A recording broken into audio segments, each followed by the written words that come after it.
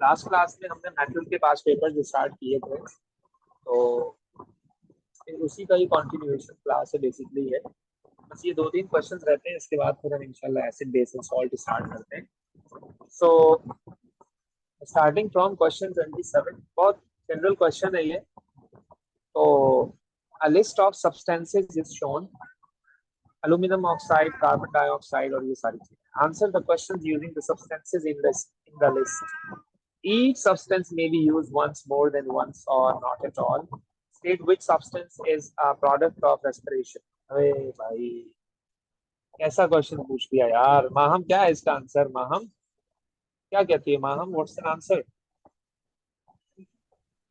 Carbon dioxide. Carbon dioxide, good. The main constituent of hematite. The main constituent of hematite. Haematite क्या कहते हो? हमने जब extraction of iron किया था, हमने आपको एक बात क्या बताई थी कि एक्सट्रैक्शन ऑफ आयरन का जो ओर है वो Fe2O3 है। एक्सट्रैक्शन ऑफ आयरन का जो ओर है वो Fe2O3 है, that is called haematite. So haematite is Fe2O3 means iron 3 oxide. Fe2O3 is the formula. इसमें ये जो 2 है, this 2 is the charge of oxygen and this 3 is the charge of iron, so means that this is iron 3 oxide. This is iron 3 oxide, तो मैं क्या लिखूं यहाँ पर? Fe2O3 iron 3 oxide.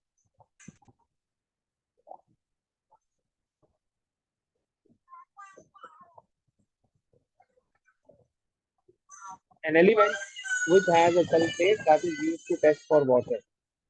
अब ये एयर एंड वाटर वाला चैप्टर है, बेसिकली हमने उसमें एयर का पोर्शन किया है अभी।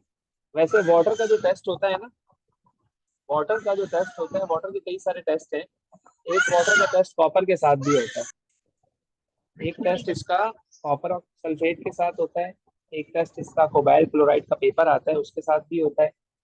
तो अब यहाँ लिस्ट में जो आपको दिया हुआ है, इस लिस्ट में जो आपको दिया हुआ है वो कॉपर दिया हुआ है। आप देख सकते हो कॉपर दिया हुआ है। तो which has a sulphate that is used to test water, यानी कि कॉपर सल्फेट की बात कर रहा है। तो लगे हाथों में आपको ये बता दूं कि ये टेस्ट होता कैसे है। बेटा आपके पास कॉपर सल्फेट 2 तरह के होते हैं। एक होता है कॉपर सल्फेट एनहाइड्रस और एक होता है आपके पास hydrated copper sulphate. Anhydrous copper sulphate white colour का होता है और hydrated copper sulphate blue colour का होता है। जब आप एनहाइड्रस कॉपर सल्फेट लेते हो और उस पर पानी डालते हो, लेट सपोज ये आपके पास एक चाइना डिश है और आपने इसमें क्या लिया हुआ है, व्हाइट कलर का कॉपर सल्फेट लिया है। वैसे मैं ग्रीन कलर कर रहा हूँ, एक बात समझा रहा हूँ आपको। और आपने क्या किया, इस पर ड्रॉप ऑफ वाटर गिराया, drop of water, drop of water. जैसे ही आप इस पर ड्रॉप ऑफ वाटर डालोगे तो ये व्हाइट टू ब्लू हो जाएगा। जैसे ही आप इस पर ड्रॉप ऑफ वाटर डालोगे तो ये क्या हो जाएगा, व्हाइट टू ब्लू हो जाएगा, जो कि कंफर्मेशन है किसकी, वाटर। तो मुझे क्या लिखना चाहिए यहाँ पर, कॉपर। अच्छा जी, फिर कह रहा है colourless toxic gas. Carbon monoxide. Colourless भी है और टॉक्सिक गैस भी है। अब वो कौन हो सकता है? कार्बन मोनोऑक्साइड, क्योंकि टॉक्सिक गैस कार्बन मोनोऑक्साइड ही है और कलरलेस भी होती है। मजे की बात है, और हमारी लिस्ट में है कार्बन मोनोऑक्साइड। ये हमने बात की थी एयर एंड वाटर में, एयर के पोर्शन में जो पॉल्यूटेंट्स हैं उनमें हमने बात की है। Reactant in fermentation basically organic का टॉपिक है। फॉर द टाइम बिंग मैं आपको बस ये बता रहा हूँ, ग्लूकोज। तो इसकी टेंशन नहीं लो बेटा, चिल करो। Reducing agent in the extraction of iron. Yes, ये हमने डिस्कस किया था एक्सट्रैक्शन ऑफ आयरन में, जब हमने इक्वेशन देखी थी Fe2O3 plus 3CO gives 2Fe plus 3CO2 में जो CO था आपका, इसने ऑक्सीजन ले लिया था इस आयरन के ऑक्साइड से, तो ऑक्सीजन को इसने रिमूव किया है, that is your reducing agent. तो एक्सट्रैक्शन ऑफ आयरन में जो रिड्यूसिंग एजेंट होता है आपके पास, वो कौन होता है? कार्बन मोनोऑक्साइड होता है। तो यहाँ पर भी क्या आंसर आएगा? Carbon monoxide.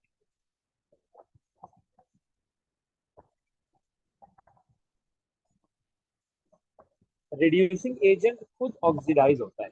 आप देख सकते हैं कि ये कार्बन मोनोऑक्साइड ऑक्सीडाइज होकर CO2 बन गया, ऑक्सीजन ऐड हो गया। Addition of oxygen is also oxidation. फिर कह रहा है conductor of electricity when solid. Solid में गुड कंडक्टर ऑफ इलेक्ट्रिसिटी कौन है यार? सॉलिड में गुड कंडक्टर ऑफ इलेक्ट्रिसिटी कौन है? ऑब्वियसली मेटल होगा। ऑब्वियस सी बात है, मेटल होगा। मेटल तो सॉलिड में भी गुड कंडक्टर होते हैं। और मेटल यहाँ पर लिख दिया। कंपाउंड भी आपके पास है, इलेक्ट्रॉनिक कंपाउंड भी गुड कंडक्टर होते हैं और आपस स्टेट में गुड कंडक्टर होते हैं वो। जबकि जो इलेक्ट्रिसिटी, जबकि जो मेटल है वो गुड कंडक्टर होते हैं सॉलिड में। अच्छा, फिर क्या कह रहे हैं? फिर क्या कह रहे हैं? A gas that is approximately 21% of clean dry air, 21% of clean dry air। तो 21% गैस कौन सी होती है? ऑक्सीजन गैस होती है। जबकि 78% जो होती है वो नाइट्रोजन गैस होती है। अस्सलाम वालेकुम sir. The symbols of the elements of period 3 of the periodic table are shown. Write the symbols of the element which is found in the ore zinc blend. देखो, अब जिंक ब्लेंड का formula आपको हमने last class में भी बताया था किसी सेम पास पेपर्स में, और वो मैंने आपको बताया था ZnS। हमने इसका फॉर्मूला जिंक ब्लेंड का क्या क्या देखा था? ZnS। तो ZnS में आपके पास क्या कह रहा है? Which is found in the ore. तो ZnS में आपके पास ये जो S है ये इस जिंक ब्लेंड में प्रेजेंट है। ZnS में सल्फर प्रेजेंट है, तो हम यहाँ लिखेंगे सल्फर। जिंक है लेकिन इस लिस्ट में नहीं है, पीरियड 3 में नहीं होता है जिंक। फिर क्या कह रहा है? The symbols of the elements of period 3। Okay okay okay okay. Right the symbol of the element which forms an oxide which is the main impurity of in iron ore। हमने आपको iron ore में impurity बताई थी। एक बच्चे ने question पूछा था, सर आपने यहाँ पर लाइमस्टोन क्यों डाला है? लाइमस्टोन का यहाँ पर क्या काम है? तो लाइमस्टोन का वहां पर काम ये था कि लाइमस्टोन प्रोड्यूस कर रहा था कैल्शियम ऑक्साइड, और कैल्शियम ऑक्साइड रिएक्शन कर रहा था SiO2 से, यानी कि सिलिका से, जो कि हमारी मेन इम्प्योरिटी थी। और कैल्शियम ऑक्साइड सिलिका से रिएक्शन करके बना रहा था slag, that was calcium silicate. तो वो कह रहे हैं कि right the symbol of the element which forms an oxide which is the main impurity. Main impurity जो थी वो सिलिकॉन था, और सिलिकॉन का जो ऑक्साइड होता है वो सिलिका होता है, SiO2 होता है। तो इसका आंसर क्या है? Basically silica. सिलिका ये है आपके पास good question according to the reactivity, क्योंकि रिएक्टिविटी सीरीज से रिलेटेड क्वेश्चन जो है वो थोड़े से टफ होते हैं, बच्चों को मुश्किल लग रहे होते हैं। अब इसमें अगर आप देखो, place these metals in order of their reactivity with oxygen, in in order of their reactivity with oxygen. यानी कॉपर का भी हमने रिएक्शन करवाया, मैग्नीशियम का भी हमने रिएक्शन करवाया, पोटेशियम का भी करवाया, और जिंक का भी करवाया। तो क्या होगा भाई? 4 एलिमेंट्स हैं आपके पास। तो वो कह रहा है लीस्ट रिएक्टिव को सबसे पहले लिखना है आपने, लीस्ट रिएक्टिव को। बेटा हमने कुछ एलिमेंट्स डिस्कस किए थे जो बिल्कुल ही इंतहाई नालायक एलिमेंट्स थे वो, यानी वो किसी भी सूरत में रिएक्शन नहीं करते थे। उसमें एक एलिमेंट था कॉपर। बाकी तो माशाल्लाह सारे रिएक्टिव मेटल है। मैग्नीशियम भी रिएक्टिव है, ग्रुप 2 का मेंबर है यार, वो तो रिएक्टिव मेटल्स होते हैं। पोटेशियम तो फादर ऑफ एलिमेंट है, मतलब ग्रुप 1 के मेंबर्स से ज्यादा रिएक्टिव होते हैं। जिंक भी रिएक्टिव है, रिएक्टिविटी सीरीज अगर आप चेक कर लो तो जिंक भी रिएक्टिव है ना, ऊपर ही ऊपर आ रहा होता है, नीचे तो नहीं आ रहा होता जिंक। हाइड्रोजन से तो ऊपर ही होता है जिंक। तो लीस्ट रिएक्टिव में हमारे पास आ गया कौन बेटा? कॉपर। तो मैंने क्या किया, मैंने लीस्ट रिएक्टिव एलिमेंट पर लिख दिया कॉपर, कुछ ऐसे करके।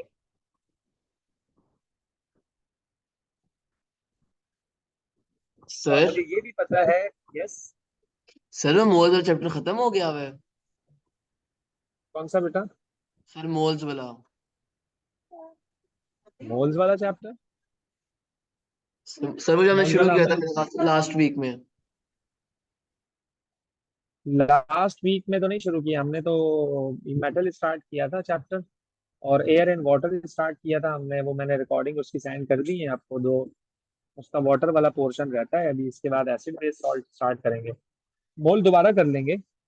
मोल तो काफी पहले करवाया था मैंने, मेरे ख्याल में कुछ बच्चे थे भी नहीं उस टाइम, तो मोल सर में नहीं, मैंने रिपीट क्लासेस करवा स्किप दूंगा की थी चैप्टर। बीच में। तो मोल में रिपीट करवा दूंगा दोबारा, सही है। जब हम ईयरली पास पेपर करेंगे ना, ईयरली पास पेपर अभी बस शुरू करने वाले हैं, ईयरली पास पेपर, तो उसमें आपको चीजें नजर आएंगी काफी ज्यादा, तो वहां से कवर हो जाएगा। बस आपको फॉर्मूले याद होने चाहिए। देखो मोल में बेटा उस बंदे की जीत है जिसको फॉर्मूले याद है और उसको यूज करना आ रहा है। कब मास का फॉर्मूला यूज हो रहा है, कब वॉल्यूम का, कब कॉन्सेंट्रेशन का, कब नंबर ऑफ पार्टिकल्स का, तो ये खैर। अच्छा, अब मोर रिएक्टिव भी आप लोगों को पता है कौन है। मोर रिएक्टिव भी आप लोगों को पता है कौन है, पोटेशियम है। पोटेशियम ग्रुप 1 का मेंबर है। ग्रुप 1 के मेंबर जो है वो मोस्ट रिएक्टिव होते हैं, ग्रुप 1 के मेंबर्स। हमने लीस्ट और मोस्ट को डिसाइड कर लिया। हमने लीस्ट और मोस्ट को डिसाइड कर लिया, बीच में बचे हमारे पास दो मेटल्स। अब उन दो मेटल में हमें फैसला करना है कि कौन मोर रिएक्टिव है और कौन लेस रिएक्टिव है। सो जिंक और मैग्नीशियम का मुकाबला चल रहा है। जिंक और मैग्नीशियम का मुकाबला चल रहा है, तो क्या कहते हो बेटा आप लोग, किसका मतलब मोर रिएक्टिव कौन होगा? तो ऑब्वियस सी बात है कि जो मैग्नीशियम है आपके पास, वो मोर रिएक्टिव होगा, क्योंकि मैग्नीशियम ग्रुप 2 का मेंबर है और रिएक्टिविटी सीरीज में भी ऊपर है मैग्नीशियम। अगर आपको रिएक्टिविटी सीरीज याद हो, तो रिएक्टिविटी सीरीज में भी मैग्नीशियम ऊपर आता है ना, थर्ड नंबर पे आ रहा होता है I think. Potassium, sodium, calcium, then magnesium fourth number पे। तो ये आपके पास आ गया मैग्नीशियम। ओके, ये आपके पास आ गया मैग्नीशियम, और ये आपके पास आ गया क्या, जिंक। ये on the basis of reactivity हमने इसको डिसाइड कर लिया कि कौन मेटल इज मोर रिएक्टिव और कौन सा मेटल इज लेस रिएक्टिव। और रिएक्शन हम करवा रहे हैं किसके साथ, ऑक्सीजन के साथ। Group 1 elements react with cold water to form an alkaline solution. Name the alkaline solution formed when cesium reacts with cold water. Basically एक periodic table का पार्ट है, हम इसको थोड़ी देर के लिए छोड़ देते हैं। 32 देख लो आप।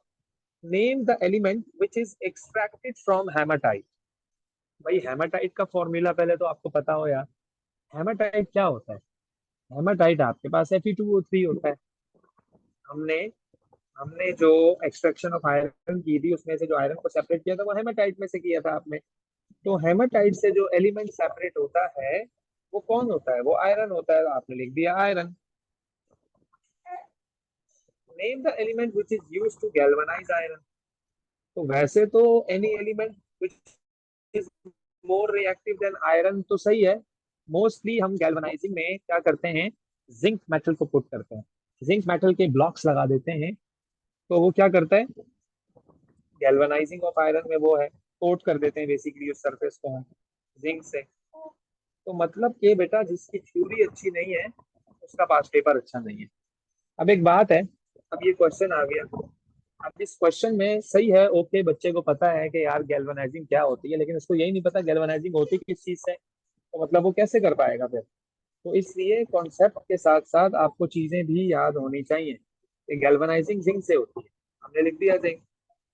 फिर क्या कह रहा है कि iron is extracted from iron ore in a blast furnace. Name an ore of iron. फिर वही बात घुमा फिर आके एक ही बात को बार बार पूछ रहा है वो। तो हेमाटाइट है। आयरन के ओर का क्या नाम है, हेमाटाइट है, Fe2O3। वहीं से हमने आयरन को एक्सट्रैक्ट किया है।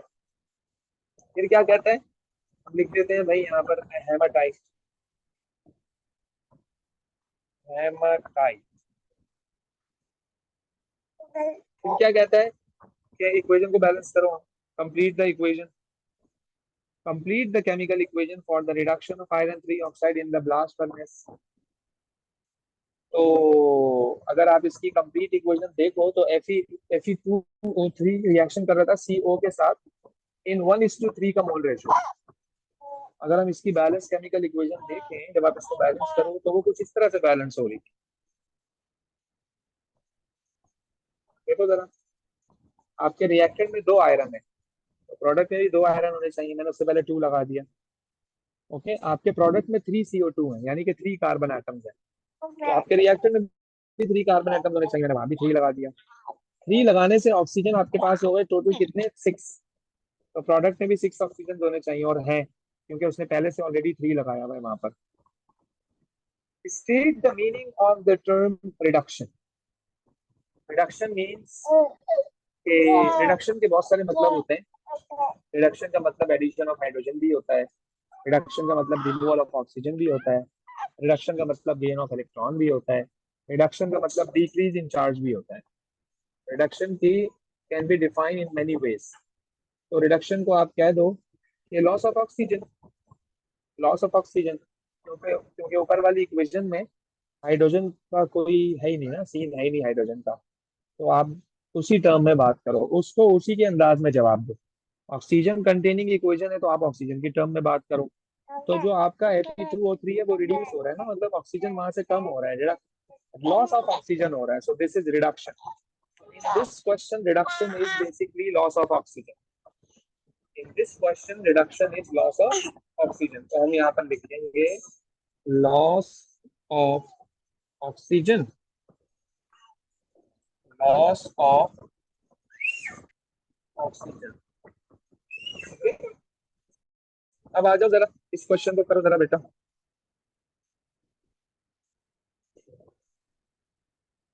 ये देखिएगा जरा, calcium carbonate limestone is added to the blast furnace. The calcium carbonate undergoes thermal decomposition. State the meaning of the term thermal decomposition. तो थर्मल डिकम्पोज का मतलब तो होता है ब्रेक डाउन। चलो भाई, हो गया ब्रेक डाउन। एक ब्रेक डाउन इलेक्ट्रोलिसिस वाला भी होता है, अगर आपको याद हो। कंपाउंड को ब्रेक डाउन अगर हम बाय मींस ऑफ इलेक्ट्रिसिटी करें तो दैट इज इलेक्ट्रोलिसिस, और कंपाउंड को ब्रेक डाउन अगर आप बाय मींस ऑफ हीट करो, बाय मींस ऑफ हीटिंग करो, तो that is the thermal decomposition. तो अब मैं इसको लिख सकता हूँ कि break down of any compound by using heating, break down of compound through heating. चलो जी आगे आओ जरा। Iron can be made into stainless steel. अच्छा जी, okay. Give one use of stainless steel, give one use of stainless steel. हमने क्या बात की थी बेटा, कटलरी में यूज होता है ना स्टेनलेस स्टील, कटलरी में यूज होता है क्योंकि इसकी रस्टिंग नहीं होती है, शाइनिंग सरफेस होता है, स्ट्रॉन्ग भी होता है ना भाई। तो यही इसका रीजन है कि ये एज अ कटलरी यूज होता है। Describe one disadvantage of stainless steel compared with pure iron. देखो प्योर आयरन तो बिल्कुल बेकार है, प्योर आयरन तो बेटा सॉफ्ट होता है, वो तो मोल्ड, मतलब उससे तुम क्या चीज बनाओगे, एक सरफेस सॉफ्ट है, आप उससे क्या बना सकते हो। तो अब वो कह रहा है कि one advantage of stainless steel compared with pure iron. एक तो मैं आपको ये बात बता दूं बेटा कि जो आपका स्टेनलेस स्टील होता है वो हार्डर होता है और स्ट्रॉन्गर होता है एज कम्पेयर टू आयरन, ये तो बात आपको पता होनी चाहिए।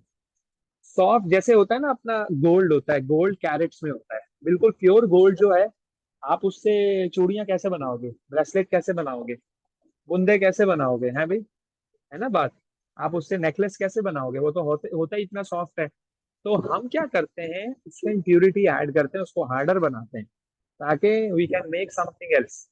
यही सीन यहाँ पर भी है, स्टेनलेस स्टील चूंकि हार्डर होता है, तो यही इसका एडवांटेज है। आप इससे चीजें बना रहे होते हो, चम्मच बना लिया आपने, प्लेट बना लिया आपने, अपने यूज का कुछ भी सामान बना लिया।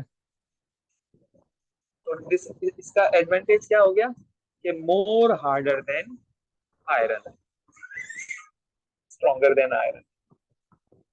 चलो जी आगे आओ जरा बेटा। use words from the list to complete these sub sentences about how steel is made from iron. A gas is blown through the molten iron. The name of this gas is, the name of this gas is, अब ये देखो बिल्कुल बच्चों वाला सवाल। हमने जब उस दिन ब्लास्ट फर्नेस बनाया था तो हम एक चीज बार बार आपको कह रहे थे कि ऑक्सीजन गैस ब्लो कर रही है, ऑक्सीजन गैस ब्लो कर रही है। आपने ऊपर से डाला था 3 चीजें, चार्ज, कोक, लाइमस्टोन और हेमाटाइट, ये 3 चीजें आपने ऊपर से ऐड की थी। तो कोक ने रिएक्ट किया था ऑक्सीजन के साथ। ऑक्सीजन गैस आ रही थी नीचे से, हम उसे ब्लो करवा रहे थे, हम उसे ब्लो करवा रहे थे ऑक्सीजन गैस को।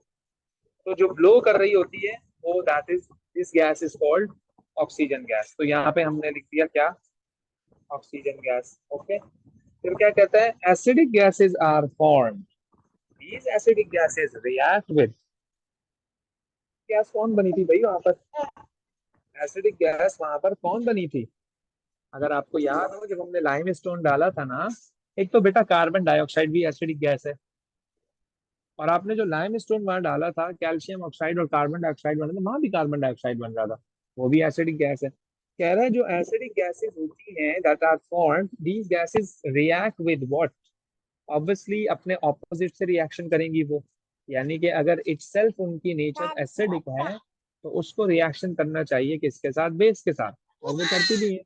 तो हमें यहाँ क्या लिखना चाहिए, बेस। हमें यहाँ क्या लिखना चाहिए, बेसिक। बेसिक के साथ वो रिएक्शन करेगी, एसिडिक चीज बेसिक के साथ रिएक्शन करेगी। और अगर कोई गैस बेसिक होती है यानी मेटल ऑक्साइड्स आर बेसिक, तो हम क्या कहते हैं कि वो रिएक्शन करेगी अपने ऑपोजिट यानी एसिड के साथ। Give one use of mild steel, give one use of mild steel. भाई कार बॉडीज में यूज होता है माइल्ड स्टील, कार बॉडीज में माइल्ड स्टील यूज होता है।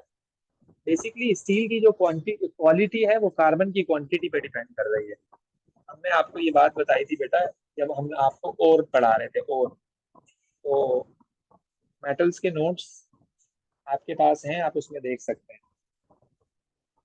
ये लास्ट क्वेश्चन है इस पूरे जर्नी का, इस मेटल की जर्नी का। तो फर्दर आप इसको पास पेपर्स करेंगे, और रीसेंट पास पेपर्स आपको जरूर करने चाहिए। इसकी वहां कोई क्वेरी होगी तो आप मुझसे पूछेंगे बेटा, लेकिन हमने इसको यहाँ तक करवा दिया है तो हमें नेक्स्ट चैप्टर भी स्टार्ट करना है। Iron rust, name the two substances needed for the iron to rust. Rusting के लिए दो चीजें बड़ा इंपॉर्टेंट रोल प्ले करती हैं, कि जिनके बगैर रस्टिंग है ही इनकम्प्लीट। एक है ऑक्सीजन और एक है वाटर। एक है ऑक्सीजन और एक है वाटर। तो हम यहाँ लिखेंगे भाई, एक आपके पास है ऑक्सीजन और एक आपके पास है वाटर। ओके हो गया जी। तो बेटा ये थे मेटल के पास पेपर्स।